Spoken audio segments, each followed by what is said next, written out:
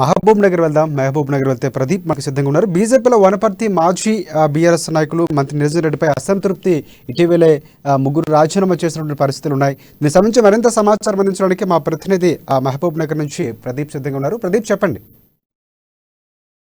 Good evening Rajasekhar. అయితే ఏదైతే BRS party అసంతృప్త నేతలు ఎవరైతే జెడ్పీ చైర్మన్ లోక్నాథ్ రెడ్డితో పాటు ఇద్దరు ఎంపీపీలు వనపర్తి పెద్దమందడి ఎంపీపీలు మేఘారెడ్డి, కిషన్ రెడ్డి నిన్న ఈటల రాజేంద్రన్ కలవడం ఉమ్మడి జిల్లా వ్యాప్తంగా కొంత బీఆర్ఎస్ పార్టీలో సంచలనం రేపిందని చెప్పొచ్చు.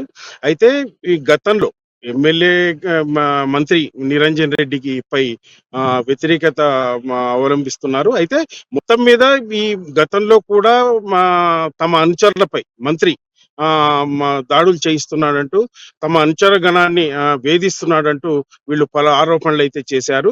ఈ సందర్భంలోనే అయితే గత నెలలో ఎవరైతే తమ అనుచరుడు ఉన్నాడో శ్రీనివాస్ అనే వ్యక్తిని కిల్లా పెద్దమందడి మండలం మణిగిల్లలో అతనిపై ఎమ్మెల్యే పై మంత్రిపై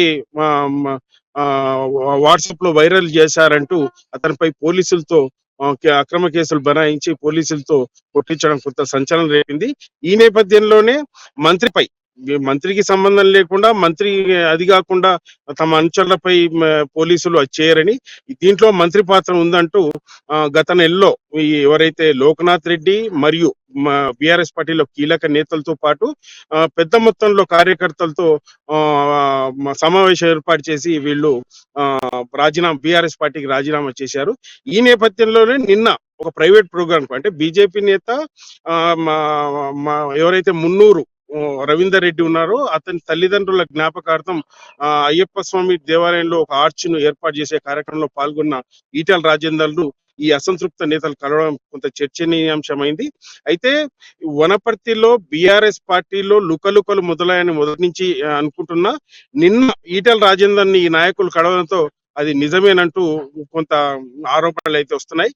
అయితే ఈ అసంతృప్త నేతలు రాబోయే ఎలక్షన్ లో భాగంగా రాబోయే కాలంలో బీజేపీలో చేరతారంటూ ఈ ఈటల రాజేందర్ కలవడం వల్ల బీఆర్ఎస్ వర్గాలు అనుమానం వ్యక్తం చేస్తున్నాయి.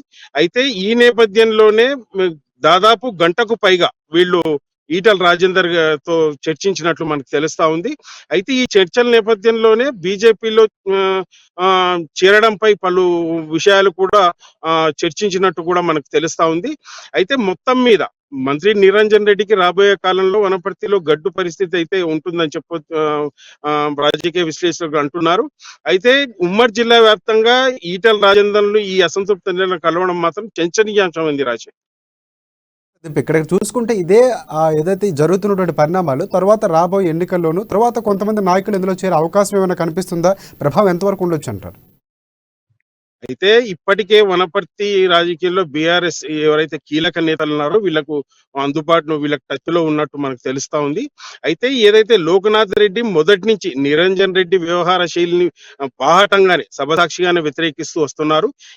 ఈ నేపథ్యంలోనే తమ అనుచరులపై అక్రమ కేసు బనాయించి కేసు విధించి పోలీసులతో కొట్టించడాన్ని వాళ్ళు సీరియస్ గా తీసుకొని పై విధంగా నిర్ణయం తీసుకున్నారు. ఈ సందర్భంలోనే బీఆర్ఎస్ పార్టీ నుంచి లోక్నాథ్ రెడ్డితో పాటు ఎంపీపీలు మాజీ సింగిల్ విండో చైర్మన్లతో పాటు కీలక నేతలు రాజీనామా చేసినటువంటి సందర్భం ఉంది. అయితే నిరంజన్ రెడ్డి వీళ్ళు రాజీనామా చేసినప్పటికీ నిరంజన్ రెడ్డి వీళ్ళతో చర్చించడం కానీ మాట్లాడడం కానీ జరగలేదంటూ మనకైతే తెలుస్తా ఉంది. అయితే ఈ నేపథ్యంలో వీళ్ళు నెల రోజులుగా ఉండగా నిన్న రాజేందర్ రెడ్డితో వీళ్ళు కలవడం కొంత చర్చనీయాంశమైంది. రాబోయే కాలంలో వీళ్ళు పెద్ద భారీ సంఖ్యలో తమ అంచనాతో బీజేపీలో చేరే అవకాశాలు అయితే స్పష్టంగా కనిపిస్తున్నాయని మనకైతే తెలుస్తా ఉంది రాజశేఖర్.